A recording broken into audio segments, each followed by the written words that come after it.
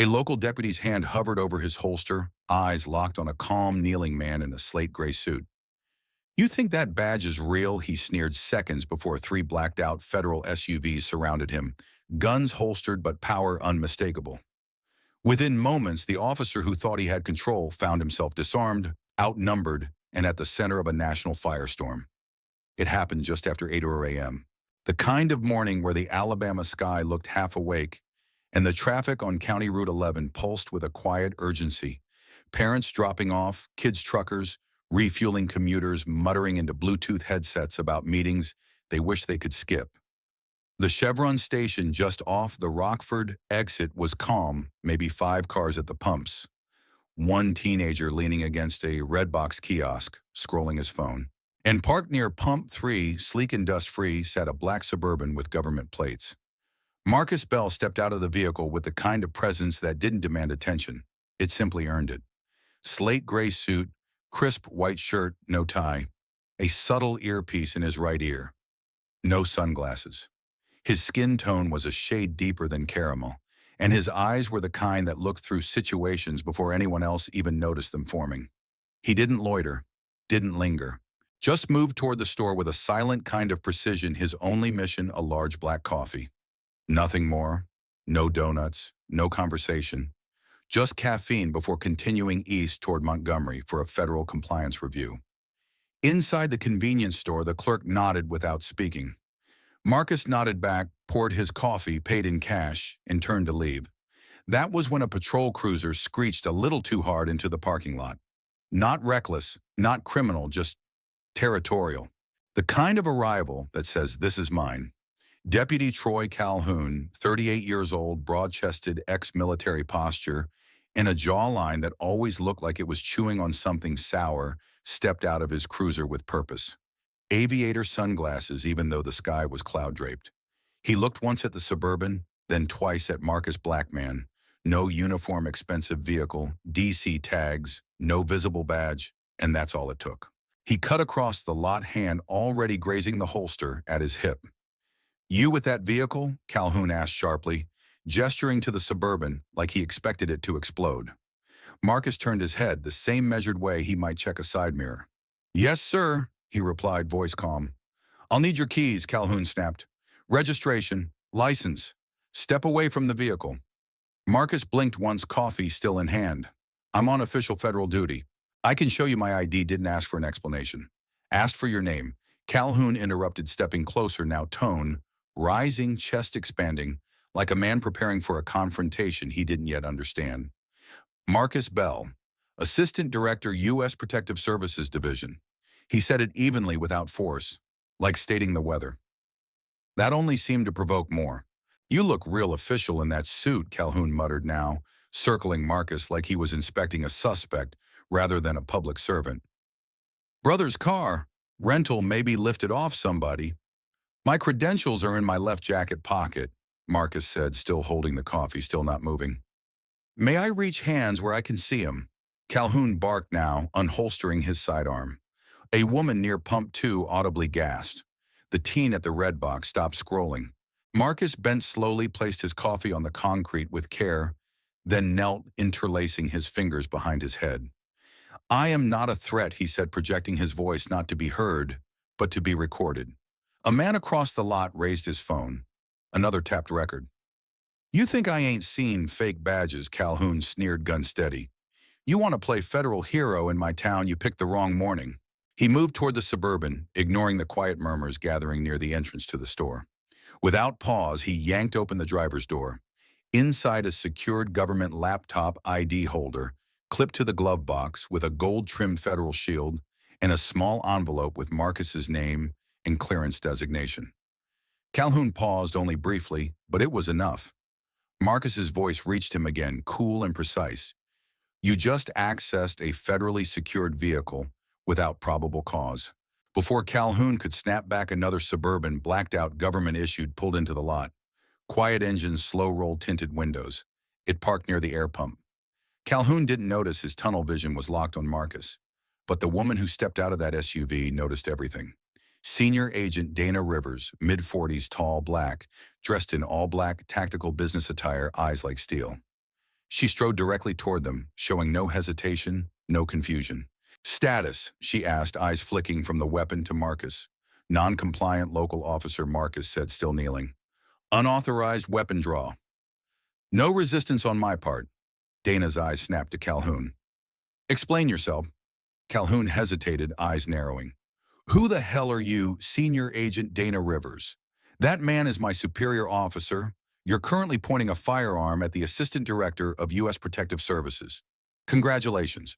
Calhoun shifted but didn't lower his weapon. He claimed to be federal. I don't take people at their word. You took it past that, she said, stepping forward. You escalated a stop without verification. Drew your gun. Searched a federal vehicle. You're in felony territory now. A third Suburban arrived, faster this time. Two men stepped out, suits, no sunglasses.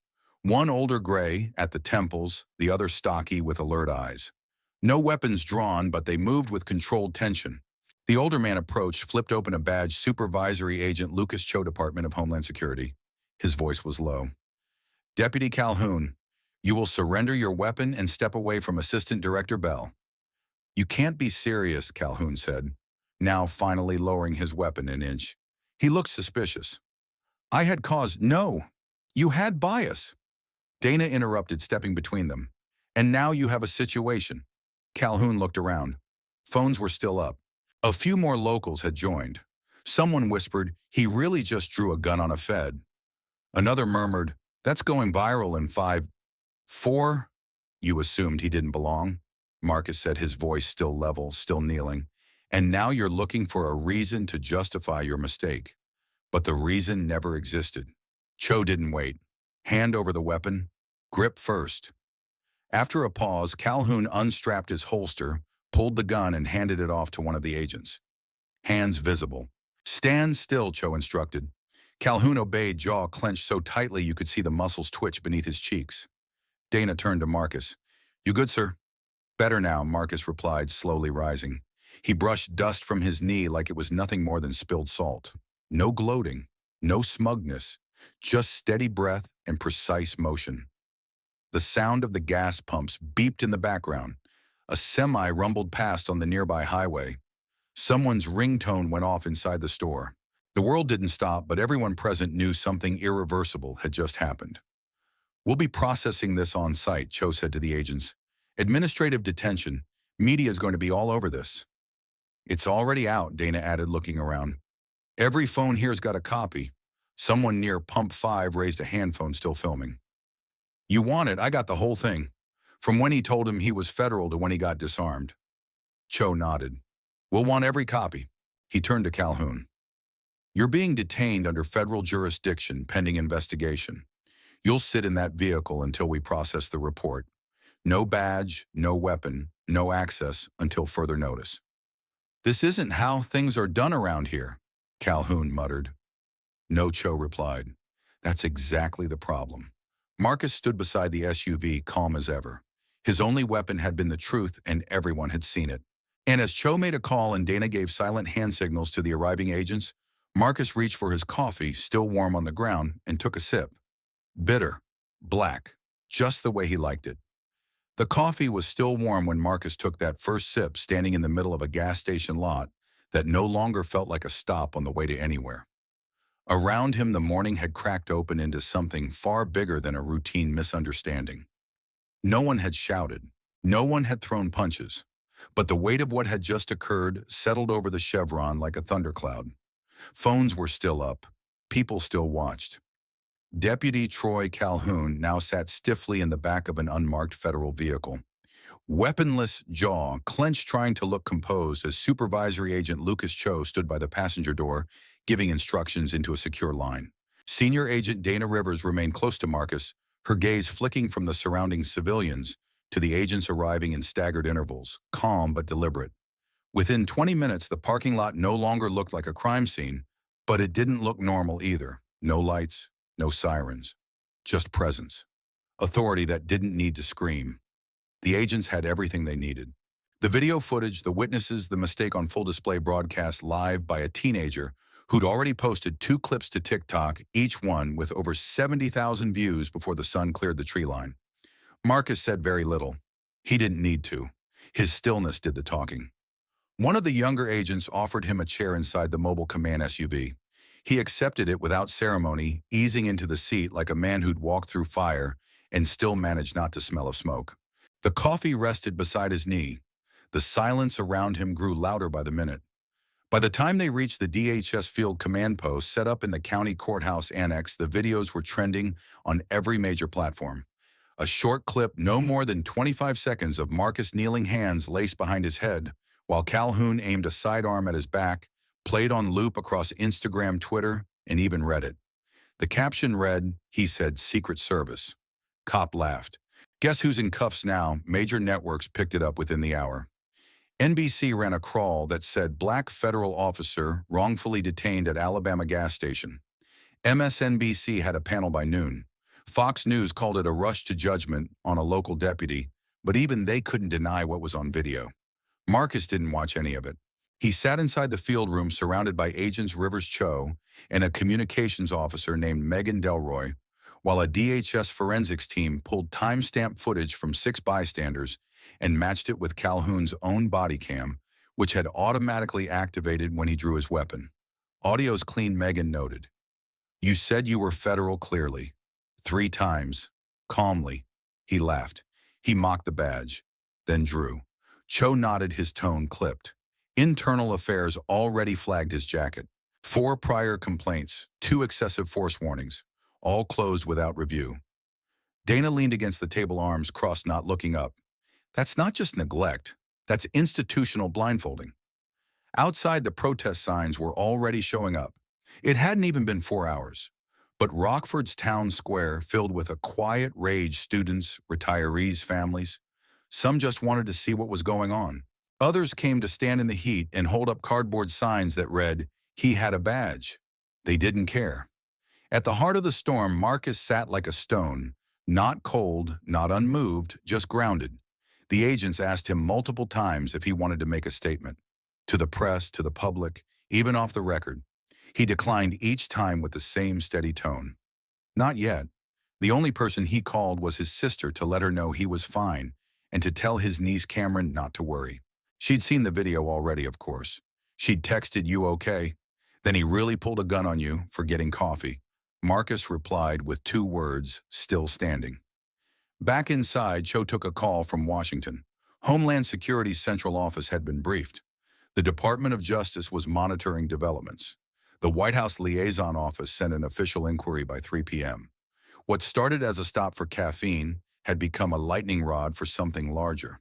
"We need a press strategy," Megan said, watching the coverage rotate across multiple monitors. "They're asking for your name, your title, background. The Hill just published a quote from an anonymous source confirming your division." "Let them guess," Marcus said without looking up. "The video's doing the talking." Dana gave him a quiet nod. "It's already speaking louder than any press release." A few blocks away, Deputy Troy Calhoun sat in a windowless room across from a DHS legal officer. He wasn't in cuffs, but he might as well have been. He'd said little since the gas station. The only thing on his face now was the look of a man who thought the rules bent in his favor until they snapped back. Lieutenant Robert Slay, the liaison from the local sheriff's office, arrived flustered and defensive. "This whole thing's a misunderstanding," he told Cho. Calhoun thought he was dealing with a fraud. "He didn't verify before drawing a weapon," Cho replied flatly. "He escalated a lawful federal operation without probable cause, then conducted an unauthorized vehicle search." "That's not a misunderstanding. That's misconduct." "We'll investigate it," Slay promised. "Your department already tried," Dana cut in, voice sharp. "You buried complaints. We'll handle it from here." Back in the command post, Megan updated the team. "There are already 12 confirmed requests for Marcus to appear on camera.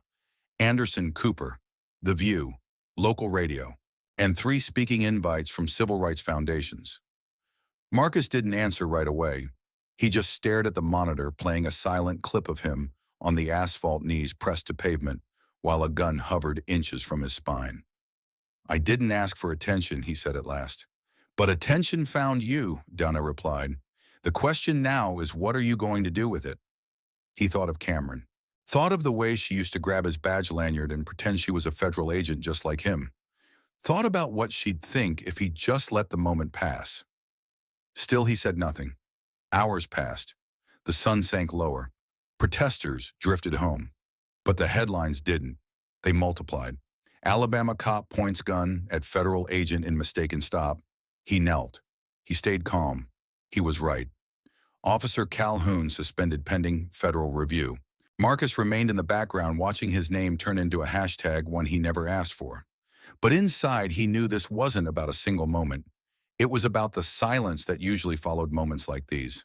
The stories that never got told because the people in them didn't have a badge, or backup, or a camera rolling. This time they did. Cho approached him again, quieter now. "We're filing a formal federal inquiry. DOJ will loop in by morning. Internal Affairs is launching a parallel misconduct case. Calhoun's been stripped of access. His firearm's been logged. Body cam is archived. He's suspended. No badge, no patrol." "That's accountability," Marcus said. "But it's not the end." No, Cho agreed. "It's the beginning, and everyone's watching."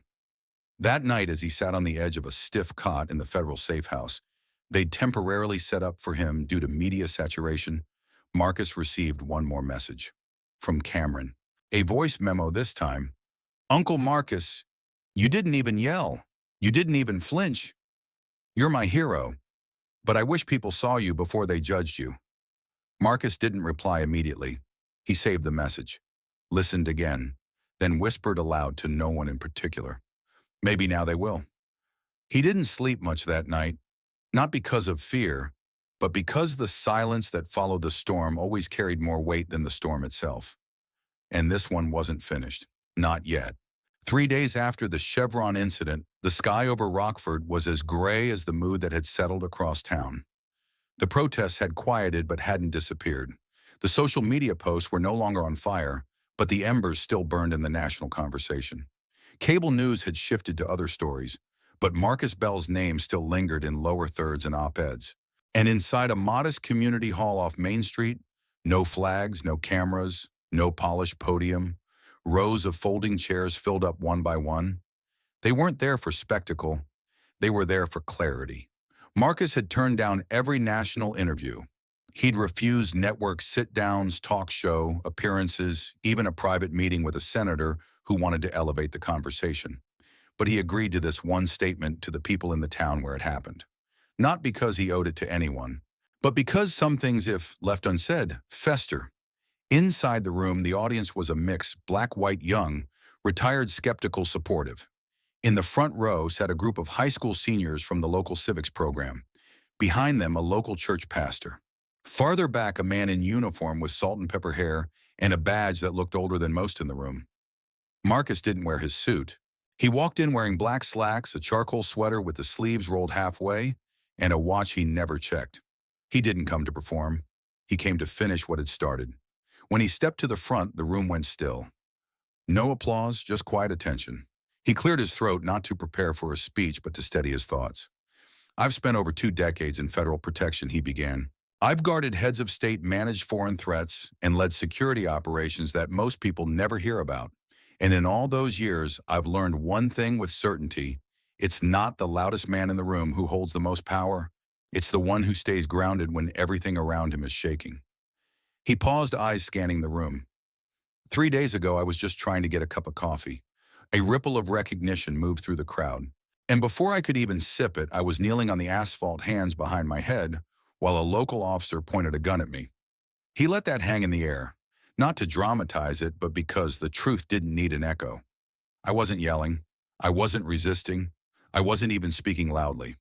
I identified myself clearly multiple times, but none of that mattered. What mattered was how I looked. What mattered was what he thought he saw. Marcus took a breath, steady practice, but still human. I wasn't mistaken for someone dangerous. I wasn't confused for someone else. I was judged. In seconds, because I didn't fit the image in his mind of who belongs behind the wheel of a black Suburban with federal plates. A teenager in the second row shifted forward, elbows on knees, holding eye contact. "My niece asked me last night," Marcus continued. She said, "Uncle Marcus, why do people still treat us like that when we didn't do anything wrong?" He looked down for just a moment, then back up. "I told her what I'll tell you, there isn't a simple answer, but there is a choice. When someone lowers the standard, you raise yours. When someone shouts, you don't shout back. You stay calm not because you're weak, but because your strength doesn't need to be proven. The man in the back with the older badge nodded slow and deliberate. That officer made assumptions, Marcus said. But I won't assume he's beyond redemption. I don't feel hate. I don't even feel anger anymore. What I feel is something heavier disappointment. That someone in uniform, someone sworn to serve, saw a badge and chose not to believe it. The room stayed quiet. Not the uncomfortable kind of quiet, just listening. Real listening. But this story isn't just mine, Marcus added. It happened to me, yes. But it reflects something that happens far too often to people who don't have the benefit of a badge, a title, or a federal support system behind them. Most of them don't get this room, don't get this moment, don't get this many witnesses. He stepped forward once. So I'm using my voice for them too. A few phones were up, silent, recording, capturing every word. I didn't move fast that morning. I didn't flinch. And that wasn't pride. That was survival. Because if I had made one wrong move, just one, the headline wouldn't have been about misconduct. It would have been about a funeral. Someone in the back gasped softly. A woman in the middle dabbed her eyes. I'm not here to ask you to be outraged, Marcus said. I'm asking you to be awake, to pay attention, to notice when silence is being used as a shield and when calm is being mistaken for weakness. He let that sit. The pause wasn't rehearsed, it came naturally. After this, I'm going back to work, back to the academy, back to training the next generation of agents. But I'll carry this with me, and I'll teach them something I wish wasn't necessary: how to stay composed even when they're being wrongfully accused, how to de-escalate when they're the ones being dehumanized, how to see clearly when someone's already made up their mind about you. The audience didn't erupt, but hands folded, heads nodded, people leaned forward. He wasn't performing. He was sharing. An elderly white man with a silver sheriff's pin approached him, after the event, his steps deliberate. I wore a badge in this town for 29 years, he said, voice gravelly. What happened to you embarrasses me. But hearing you speak reminded me what that badge is supposed to represent. Not power, protection. Marcus shook his hand. Thank you, sir. That means a lot.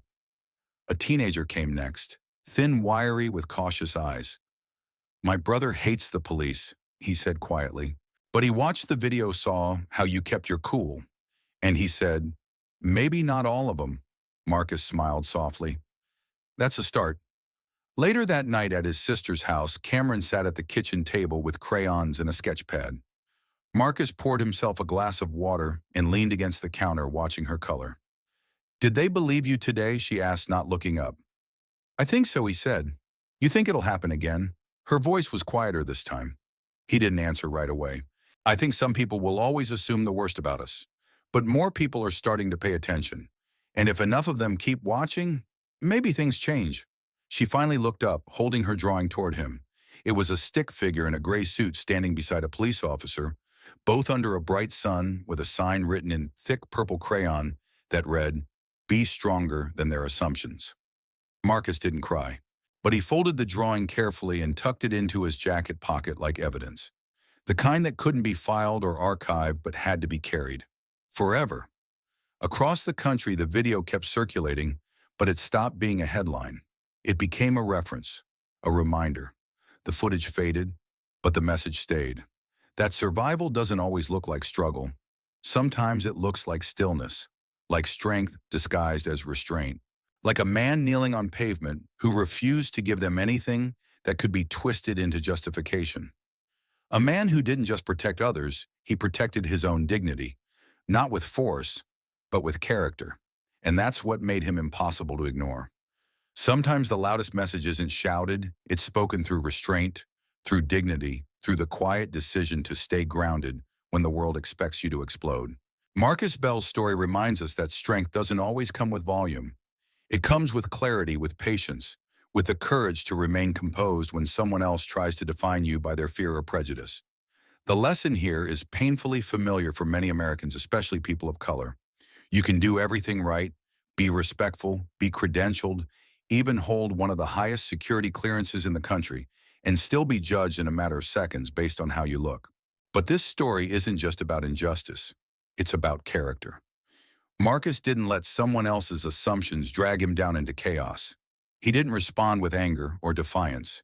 He responded with control, with focus, with a belief that the truth, if given the space, would reveal itself. And it did. But most people don't have what Marcus had. They don't have backup. They don't have a camera rolling.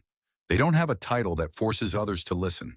That's why stories like this must be told not just for those who saw justice, but for those who never got the chance to speak. To our viewers, if you ever feel like the world misjudges you, remember you don't have to meet disrespect with more disrespect. You can stand firm in who you are. You can hold your ground without losing your soul, and your dignity will speak louder than any accusation ever could. We encourage everyone watching this to keep asking hard questions, to challenge what feels normal when it's clearly broken, and to listen not just to the noise, but to the quiet power of someone doing the right thing, even when no one's looking. Thank you for watching US Instructive Stories. If this story moved you, share it with someone. Not for clicks, not for outrage, but because truth deserves to be seen. And if you believe that dignity, character, and justice still matter in today's world, we invite you to subscribe and stay with us. Together, let's keep telling the stories that too often go untold.